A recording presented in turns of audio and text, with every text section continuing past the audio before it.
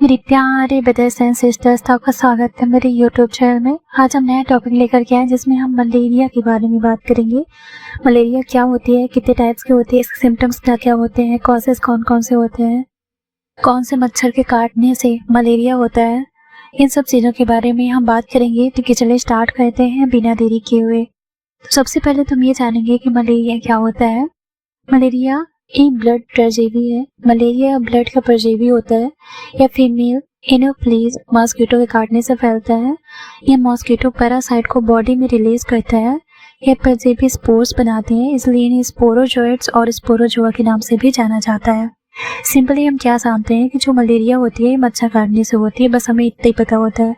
पर लेकिन जब हम पेपर में डिफिनेशन लिखते हैं मलेरिया की, तो हम ये नहीं लिख सकते कि मच्छर के काटने से मलेरिया हो जाता है, उसकी डिफिनेशन लिखनी पड़ती है। तो हम क्या लिखेंगे, जो मलेरिया होता है ब्लड परजीवी होता है और यह फीमेल जो मॉस्किटो होते हैं उसकी काटने से होता है। उसका नाम होता है एनोफ्लीज मॉस्किटो के काटने से ही फैलता है। जो मॉस्किटो पैरासाइट बॉडी में रिलीज करता है, जो मॉस्किटो होता है पैरासाइट को बॉडी में रिलीज करता है, यह परजीवी स्पोर्स बनाते हैं, इसलिए इन्हें स्पोरोजोइट्स और स्पोरोजुआ के नाम से भी जाना जाता है। जो मलेरिया होता है जब पेशेंट को मलेरिया हो जाता है तो उसके सिम्टम्स क्या क्या होते हैं, कैसे हम पता कर सकते हैं कि पेशेंट को मलेरिया है। मलेरिया के सिम्टम्स मॉस्किटो के काटने के 7 डेज बाद ही दिखाई देने लग जाते हैं। कभी कभी ऐसा हो जाता है कुछ केसेस में कि सिम्टम्स जो होते हैं 1 साल के बाद भी दिखाई देते हैं।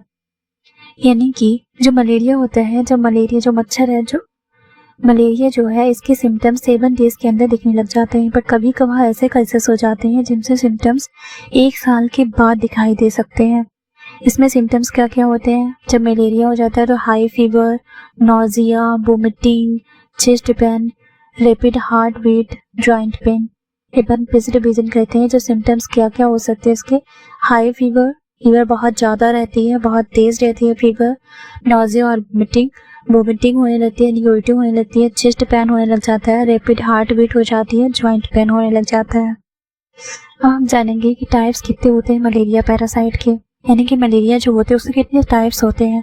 सबसे पहला होता है प्लाज्मोडियम फैल्सिफेरम, ये दूसरा है प्लाज्मोडियम वाइवेक्स, फिर है प्लाज्मोडियम मलेरिया। एक बार हम फिर से रिवीजन करते हैं।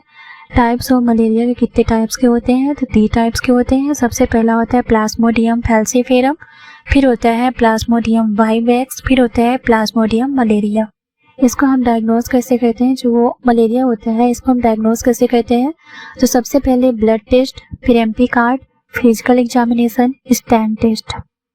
स्टैनिंग में किया जाता है ना कि एक थिक स्मेयर बनाए जाते हैं, एक थिन स्मेयर बनाई जाती है। एक होता है फिजिकल एग्जामिनेशन, दूसरा होता है एमपी कार्ड मलेरिया पैरासाइट, और दो होता है ब्लड टेस्ट, जिसमें सीबीसी मलेरिया का होता है वो होता है। अब हम जानेंगे कि इसके प्रिवेंशंस क्या क्या होते हैं, यानी कि सुरक्षा कैसे कर सकते हैं हम मलेरिया से बचने के लिए, मच्छरों से बचने के लिए। ऐसे कपड़े पहने जो पूरी बॉडी को कवर करके रखे, ऐसे हमें कपड़े पहनने चाहिए जो हमारी पूरी बॉडी को कवर करके रखे। सोते समय मॉस्किटो नेट का यूज़ करें, जब हम सोएं तो मच्छरदानी जिसे बोला जाता है मॉस्किटो नेट, उसे यूज़ करें ताकि मच्छर हमें ना काटे।